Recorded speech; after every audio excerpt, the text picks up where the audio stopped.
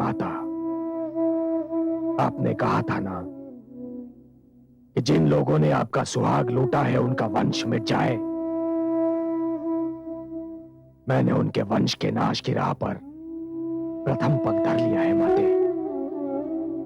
जिन लोगों ने आपकी मांग में वैधव्य की राख मल दी थी, मैंने उनका जीवन मिट्टी में मिला दिया है।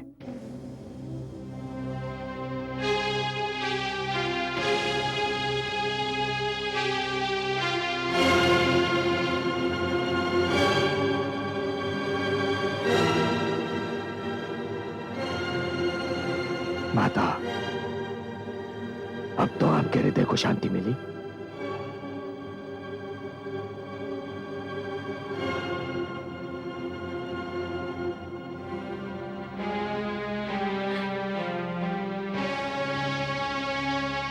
इन दुष्टों के अंत से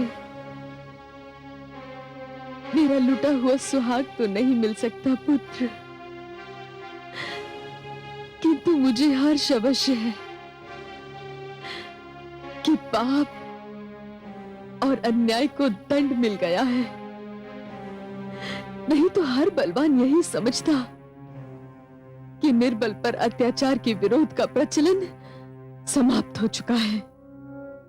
माता, मैं यही बात सिद्ध करना चाहता था माता, कि हर निर्बल पर अत्याचार करने वाला बलवान ये जान ले कि निर्बल और उसके बीच कोई परशुराम भी आ सकता है, जो उसका विरोध भी कर सकता है, उसका अंत भी कर सकता है।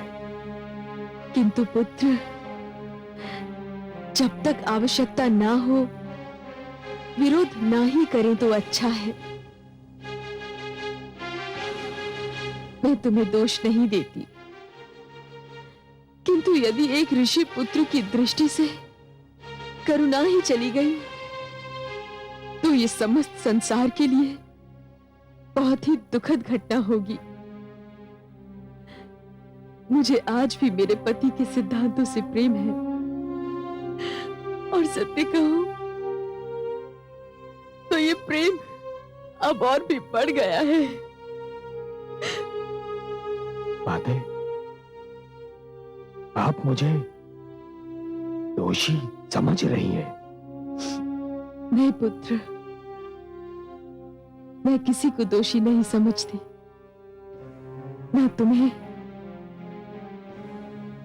और ना ही अपने स्वर्गीय पति को। नियति के लेख को दोष देना व्यर्थ है। पर माता, कदाचित आपको ज्ञात नहीं है कि मैं इस संसार में एक निश्चित लक्ष्य लेकर आया हूं। अभी तो मुझे उन क्षत्रियों के रक्त से पिताश्री का तर्पण करना है माता, जिन्होंने समस्त ऋषिगण का जीवन नरक बना दिया था, जिन्होंने विद्यार्थियों के हाथों से पुस्तकें और आचार्यों से उनका धीरज छीन लिया था। माता, मैंने सरियानावत में जो कुंड बनाया है, उस कुंड को क्षत्रियों के रक्त से भरना है। मैंने आपको यह वचन दिया था माता, और वो वचन मैं अवश्य निभाऊंगा। माता, बस मुझे आपका आशीर्वाद चाहिए माता, आपका आशीर्वाद।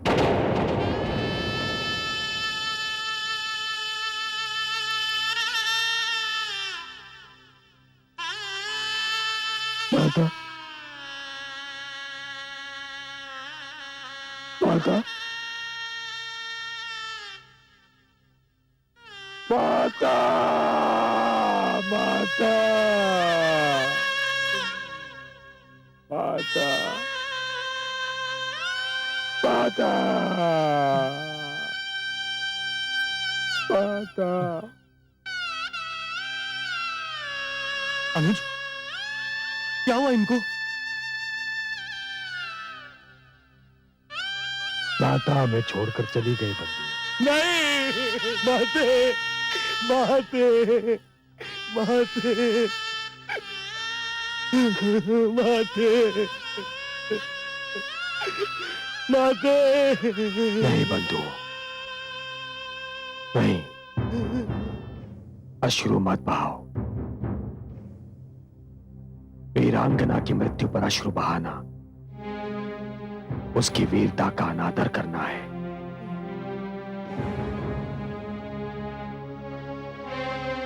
माता ने हमें जीवन भर हर दुख और कठिनाई का धैर्य से सामना करने की शिक्षा दी, और ऐसी वीर स्त्री की आंखें बंद होते ही हम उसी की दी हुई शिक्षा को भुला देंगे? नहीं, नहीं। किंतु अब हम आशीर्वाद किससे मांगेंगे? कौन देगा हमें आशीर्वाद? माता तो हमें आशीर्वाद देकर गई है बंधुओं।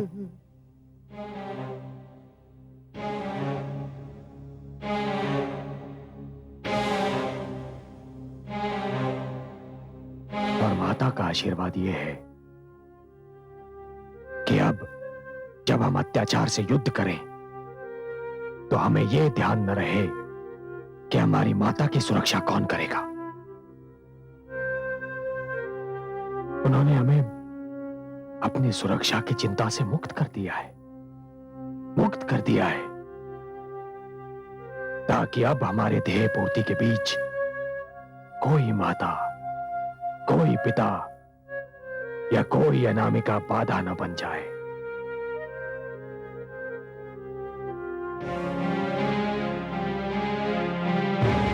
अब मेरे लिए संसार में केवल दो ही वस्तुएं बची है,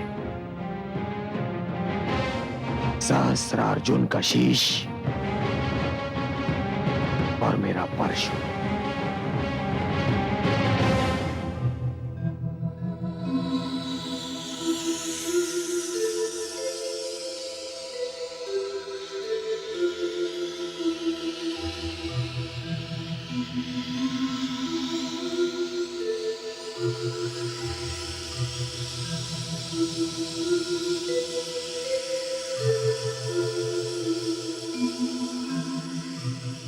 प्रणाम माते।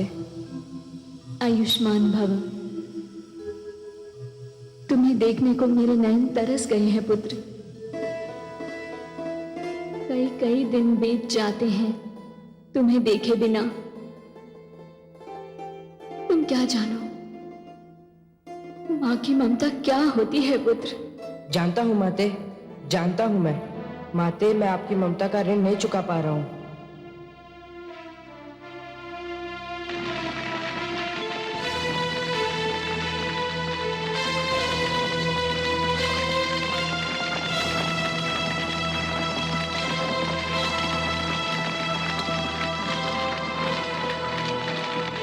पुत्र, कहीं भावना की धारा में तुम बह तो नहीं गए ना? तुम्हें अपना वचन स्मरण है ना? तो काट दो अपनी माता का सर। अपने इस अभागे पुत्र को क्षमा कर देना माता। मैं वो करने जा रहा हूं जो आज तक किसी पुत्र ने नहीं किया होगा, और ईश्वर ना करे कि आज के उपरांत किसी पुत्र को करना पड़ जाए। क्षमा माते, क्षमा।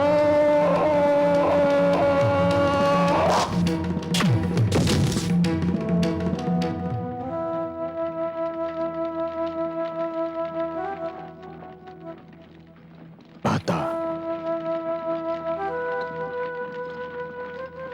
अंतिम विदा देने आया हूं माता। मेरा प्रणाम स्वीकार कीजिए।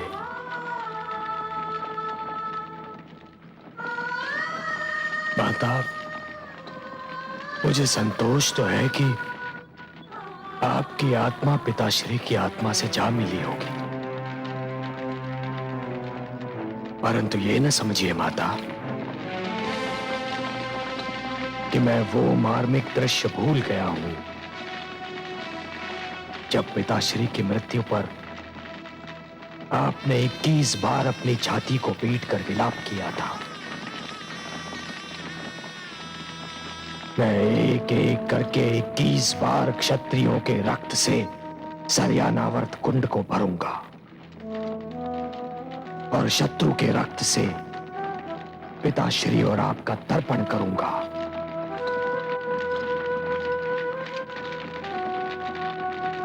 ये आपका ऋण है मुझ पर माता, ऋण है मुझ पर।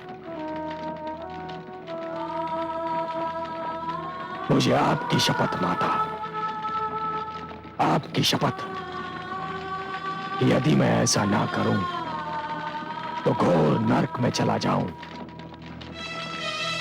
और ऋषि जमदग्नि तथा देवी रेणुका का पुत्र ना कहलाऊं।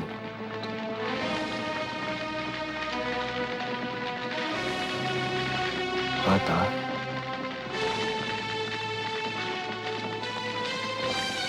आज अपने आप को एकदम अकेला महसूस कर रहा हूं माता, अकेला पड़ गया हूं, क्योंकि आप तो वो माता हैं जिसने अपने पुत्र की हर त्रुटि और सारे अपराध हंसते हंसते क्षमा कर दिए। माता, हर पुत्र का प्रथम संस्कार माता के हाथों होता है और माता का अंतिम संस्कार पुत्र के हाथों। यह अग्निदान स्वीकार कीजिए माता, यह अंतिम अग्नि संस्कार स्वीकार कीजिए।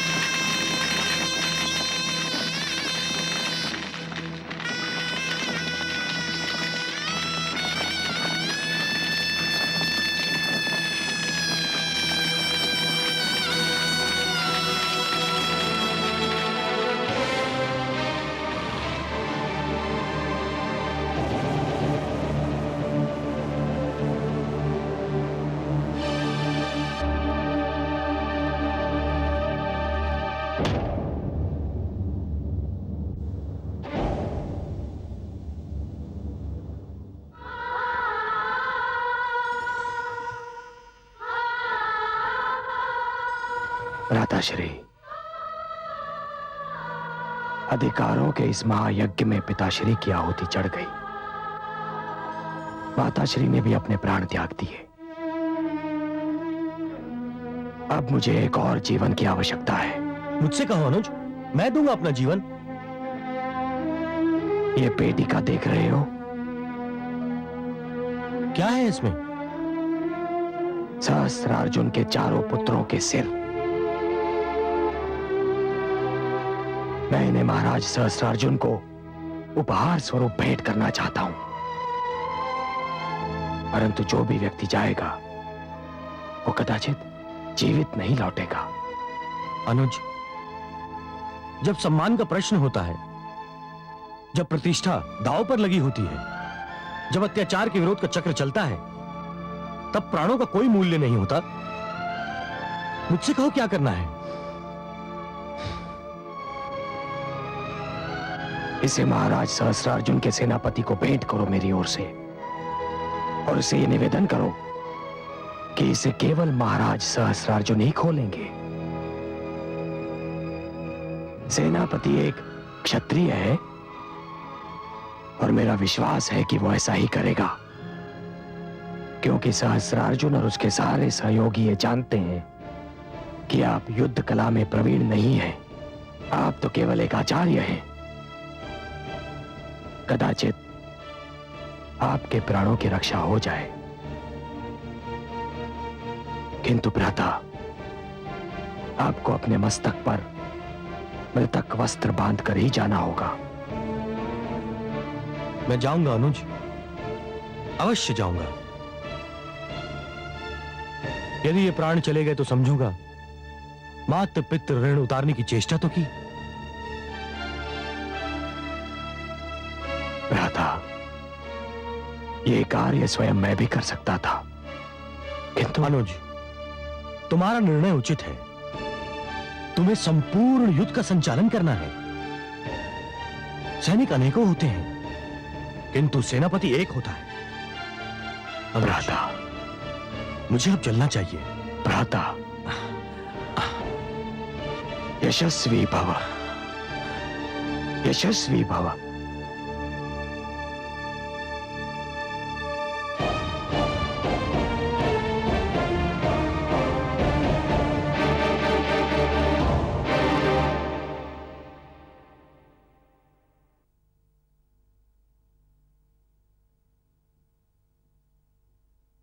आइए आचार्य कलश।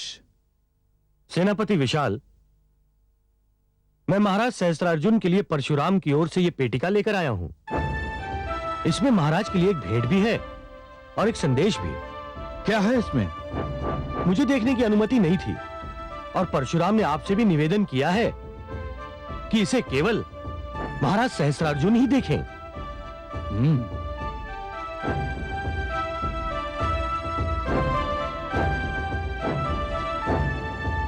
पेटिका की बनावट देखकर तो ऐसा लगता है कि परशुराम ने हमारे महाराज के लिए कोई अनमोल भेंट भेजी है और राज की सैनिक तैयारियां देखकर घबरा गया है परशुराम। एक सशस्त्र बड़ी सेना का सामना करना इतना सरल नहीं होता आचार्य कलश। यह पेटिका आप द्वारा लाई गई है, इसलिए मुझे इसमें कुछ भी संदेह योग्य नहीं लगता। मैं इस पेटिका को महाराज तक पहुंचा दूंगा। आप जा सकते हैं।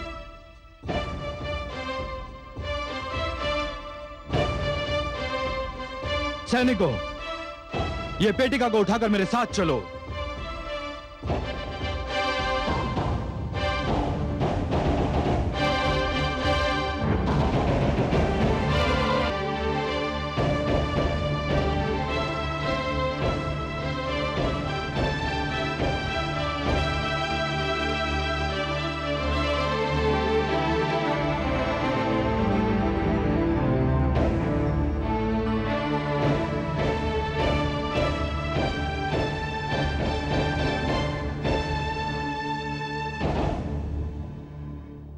कहो महामंत्री, कोई सूचना मिली कि हमारे चारों पुत्रों को जिन राज्यों में पहुंचना था, क्या वो वहां पहुंच गए? अब तक तो कोई सूचना नहीं मिली महाराज। यह तो बड़ी चिंता का विषय है। ऐसा नहीं है महाराज, कभी कभी सूचना का न मिलना ही अच्छी सूचना होती है। चारों राजकुमार सकुशल होंगे। ईश्वर करे ऐसा ही हो।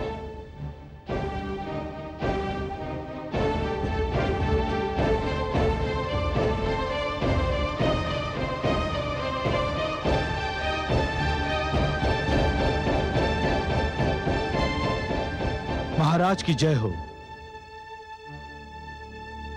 महाराज, परशुराम ने आपके लिए कुछ भेजा है। परशुराम ने मेरे लिए? हाँ महाराज, और जो व्यक्ति इसे लेकर आया था उसने कहा था कि यह केवल आपके लिए है और इसे केवल आपके समक्ष ही खोला जाए। ठीक है, मंगवाओ उसे। जो आज्ञा महाराज।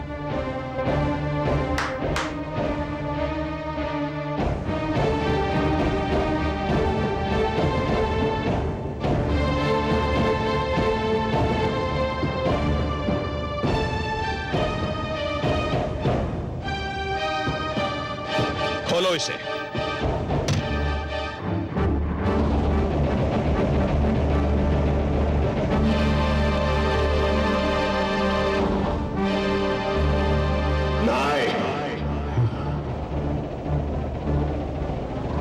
क्या हुआ हुआ महाराज? इस पेटिका में क्या है? हे ईश्वर, राजकुमारों के कटे हुए सर। क्या? क्या? क्या? नहीं, नहीं, नहीं ईश्वर, नहीं, नहीं ईश्वर, नहीं ईश्वर, नहीं, नहीं ईश्वर। यह दृश्य देखने से पहले महाप्रलय की उंगली आ गई। मेरे कुलदीपकों का प्रकाश बुझाने से पहले हे सूर्य, हे चंद्रमा, तुम्हारा प्रकाश अंधकार में क्यों नहीं बदल गया? परशुराम, यदि यही तुम्हारा युद्ध संदेश है तो यह भी सुन ले। तुमने मेरे कुलदीपकों के कटे हुए सिर भेजे हैं। इन कटे हुए सिरों की सौगंध, मैं इस धरती पर एक भी भार्गव को जीवित नहीं छोड़ूंगा, बिल्कुल नहीं छोड़ूंगा। परशुराम,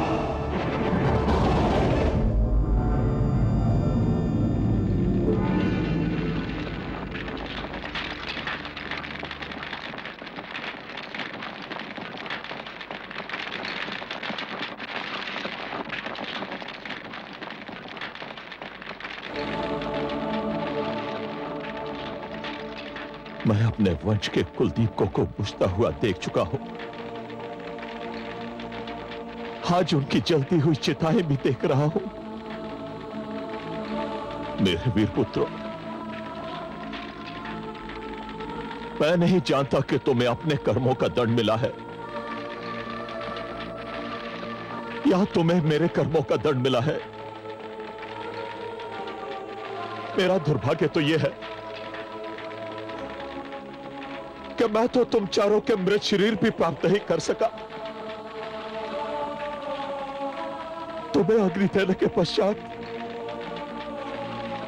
आज जीवन में पहली बार मैं पीछे मुड़कर देख रहा हूं पुत्रों। जीवन में पहली बार पीछे मुड़कर देख रहा हूं।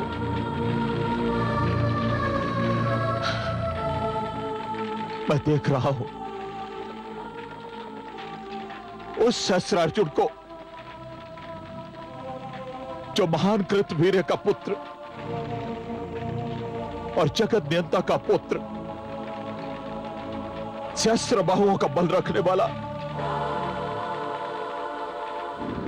हां, यही भगवान दत्तात्रेय ने मुझे वरदान दिया था। मेरे तप से प्रसन्न होकर आज मैं सोच रहा हूं कि वो तपस्वी कहां चला गया। आज मैं सोच रहा हूं कि ये सम्राट मेरे अंदर कैसे प्रवेश कर गया।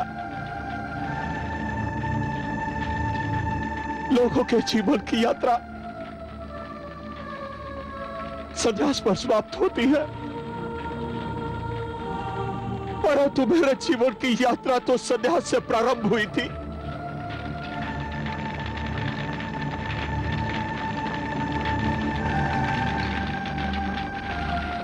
भूल कहां हुई है? ये भूल हुई है या मेरी पीड़ा, मेरी कुंठा मुझे ऐसा समझने पर विवश कर रही है? हे धरती, हे आकाश, है मेरे पितृ देवता, आज इस समय मैं निर्णय की घड़ी के समक्ष एक अपराधी की भांति खड़ा हूं। क्या यह सारा दोष मेरा ही है?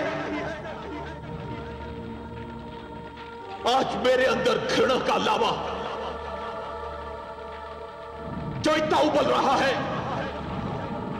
वो ना जाने कितने भार्गवों को अब तक निकल चुका है, और अब यही घृणा का लावा परशुराम को भी निकलना चाहता है।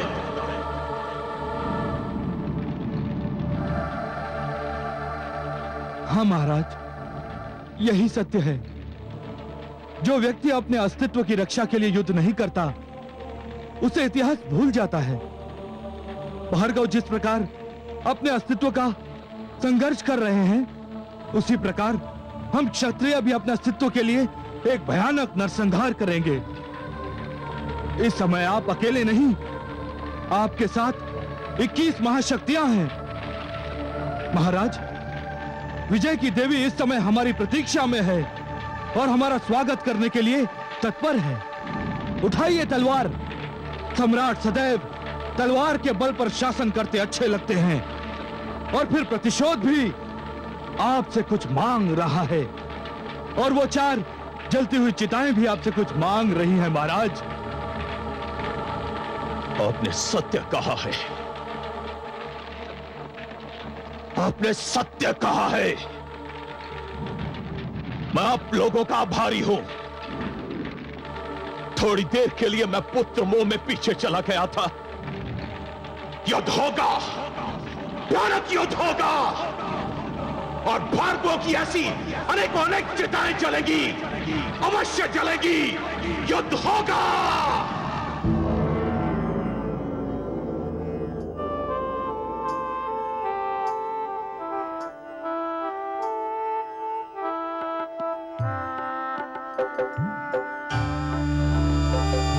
नारायण नारायण।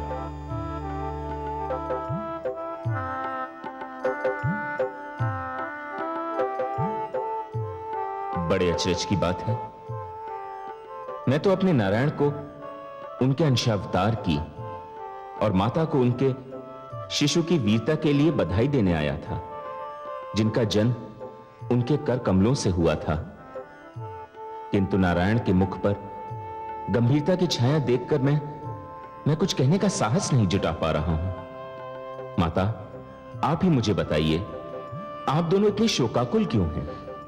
क्या कहें देवर्षि, जिन हाथों में संसार के सर्वोत्तम शस्त्र इसलिए दिए जाएं कि वो मानव जाति की रक्षा का भार संभाल सकें, मानवता के रक्षक बन सकें, यदि वही हाथ भ्रष्टाचार और अनैतिकता की दलदल में धंस जाएं, तो क्या मन को दुख नहीं होगा? आज हम दोनों के सिर लज्जा से झुक गए हैं। आपके मुख से निकले हुए शब्द बहुमूल्य हैं माते, किंतु मैं इन शब्दों का अर्थ समझने में स्वयं को असमर्थ पा रहा हूं। आप किन हाथों की चर्चा कर रही हैं? अपने प्रपौत्र के हाथों की। आपका प्रपौत्र? माते, मैं अब भी नहीं समझ पा रहा हूं, आप किसके विषय में बात कर रही हैं?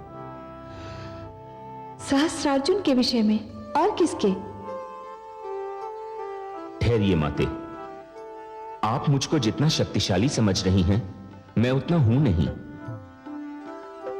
मुझे इस झटके से संभलने दीजिए। सहस्रार्जुन आपका पपौत्र है? मेरे लिए तो यह सूचना है माते। हाँ देवर्षि, ये बात बहुत कम लोगों को ज्ञात है। यूं तो मेरे कमल नयन बहुत ही कृपालु, दयालु हैं। इनके मन में मेरे लिए अथाह प्रेम है, किंतु एक बार ये मुझसे क्रोधित हो गए, और क्रोध में आकर इन्होंने मुझे अश्व प्रजाति में जन्म लेने का श्राप दे दिया। फिर क्या हुआ माते? सो मैंने अश्व प्रजाति में जन्म लिया, किंतु इनको भी मेरे बिना चैन कहां। थोड़े ही दिनों के पश्चात इन्होंने स्वयं भी अश्व प्रजाति में जन्म लिया और मुझसे विवाह किया। नारायण नारायण। आज तो लग रहा है मेरे मस्तिष्क में भूकंप आ रहा है। ये मैं क्या सुन रहा हूं माते? ये सत्य है। विवाह के उपरांत हमारे एक पुत्र हुआ, कृतवीर्य। सहस्रार्जुन उसी कृतवीर्य का पुत्र है, तो फिर वो हमारा प्रपौत्र हुआ ना। इतने महान पिता का इतना आतताई पुत्र। यही तो दुख की बात है देवर्षि। सहस्रार्जुन आरंभ में बहुत सुशील और चरित्रवान था, परंतु जैसे ही मैंने दत्तात्रेय के रूप में उसे सहस्रबाहु होने का वरदान दिया, उसने तो अपने जीवन का मार्ग ही परिवर्तित कर दिया। सर्वेश्वर ने उसे सहस्त्रबाहु इसलिए दिए थे कि वो अपने सहस्त्र हाथों से मानवता की रक्षा करेगा, किंतु उसने अपने हाथों में ऐसे शस्त्र थाम लिए जिनमें अनैतिकता, भ्रष्टाचार और अन्याय की दुर्गंध बसी हुई थी। ऐसे अत्याचारियों का तो अंत होना ही चाहिए। वो तो होकर रहेगा, किंतु दुख की बात यह है देवर्षि कि उसका अंत स्वयं मुझे करना होगा। कितना दुर्भाग्य है ना देवर्षि कि अपनों को अपनों के ही हाथों दंड मिलेगा। किंतु मैं कर भी क्या सकता हूं? उसने जमदग्नि जैसे महान ऋषि को कष्ट दिया, समस्त ऋषिगण का जीवन नरक बना दिया, विद्यार्थियों का जीना दूभर कर दिया। मुझे उसका वध तो करना ही होगा।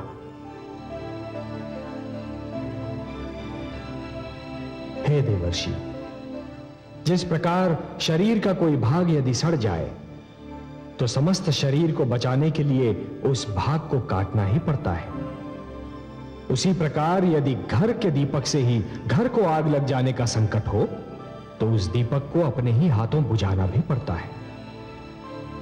मुझे सहस्रार्जुन का वध करना ही होगा। और देवर्षि, सिद्धांत रूप में तो आवश्यकता पड़ने पर मैं स्वयं अपना वध भी कर सकता हूं। और आज तो अंतिम निर्णायक युद्ध है। हां महादेवी, जब क्षत्रियों ने अपना कर्म छोड़ दिया तो भार्गवों को भी अपना धर्म छोड़ने पर विवश होना ही पड़ेगा। हे सर्वेश्वर, आपकी लीला अपरंपार है। नारायण नारायण।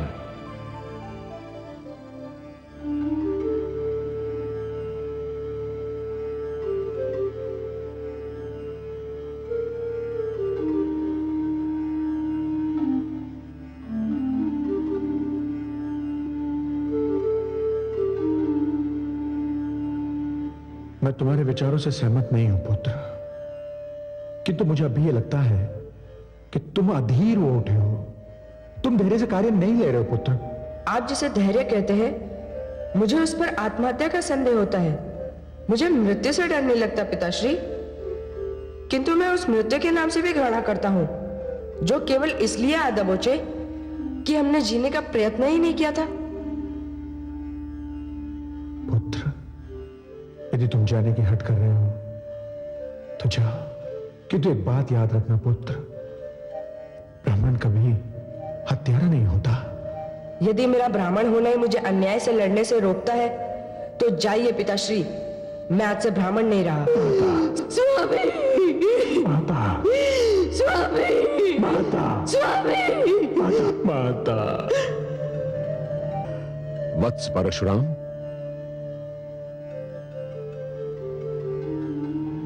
ब्रह्मर्षि वशिष्ठ, चरण वंदन। कल्याणमस्तु। किन विचारों में खोए हुए थे वत्स? ब्रह्मर्षि, मैं अपने बाल्यकाल से माता रेणुका के निधन तक की एक एक घटना का मूल्यांकन करने की चेष्टा कर रहा था। मेरा सौभाग्य कि आपके दर्शन हुए। आप कब आए ब्रह्मर्षि? अभी अभी। वत्स परशुराम, जीवन के मार्ग पर चलते हुए हर नई घटना का मूल्यांकन करते समय पीछे मुड़कर अवश्य देख लेना चाहिए। जिस प्रकार वनराज सिंह हर 10 पग चलने के पश्चात पल भर को रुकता है, स्थिति को आंकता है और फिर पीछे मुड़कर देखता है। हे ब्रह्मर्षि, जीवन संग्राम में जूझते जूझते मेरा बाल्यकाल तो खो गया और आयु के रथ के पहिए में मेरे युवा काल का उत्तरीय इस प्रकार उलझ गया है ब्रह्मर्षि कि मैं समझ नहीं पा रहा हूं कि क्या करूं। काल का पहिया रुक नहीं सकता और उत्तरीय बचाने का निर्णय मुझे बड़ी शीघ्रता से करना होगा। हे ब्रह्मर्षि, आप ही बताइए कि कहीं मैं सहस्रार्जुन से असीम घृणा के कारण कोई पाप या कोई अनर्थ तो नहीं कर रहा। मुझे प्राण लेने या प्राण देने का निर्णय करना है ब्रह्मर्षि, मेरी सहायता कीजिए। बड़ा ही शुभ हुआ वत्स परशुराम कि मैं तुमसे मिलने आ गया। तुम्हें भ्रमित होने की कोई आवश्यकता नहीं है। क्योंकि युद्ध को निमंत्रण तुमने नहीं दिया, अन्याय को जन्म तुमने नहीं दिया और यह व्यवस्था तुमने नहीं बनाई। हे परशुराम, इस पृथ्वी पर जो भी प्राणी आता है उसमें परमात्मा का अंश होता है और यह ईश्वर की वाणी है कि अन्याय सहने वाला अन्याय करने वाले से अधिक बुरा होता है। पाप कर्म होता देखकर जो उसका प्रतिरोध नहीं करता वो महापापी होता है। परशुराम, सत्य तुम्हारे साथ है, न्याय तुम्हारे साथ है, धर्म तुम्हारे साथ है। वत्स परशुराम, तुमने जो पग उठाया है वो उचित है, न्याय संगत है और मेरा ही नहीं अपितु समस्त ऋषि समाज का समर्थन तुम्हें प्राप्त है। उठो भार्गव वीर, संशय की दीवार को गिरा दो, भ्रम की चादर को चीर डालो और हे क्रांति के महानायक परशुराम, इस अन्याय को सदा सदा के लिए इस पृथ्वी से निर्मूल कर दो, समाप्त कर दो।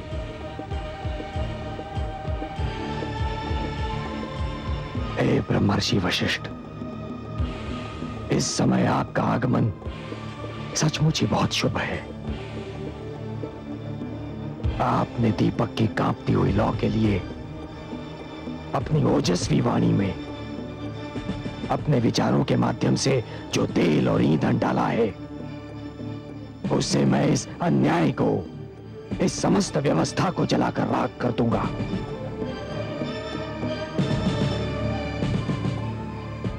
मुझे आशीर्वाद दीजिए। विजयी भव।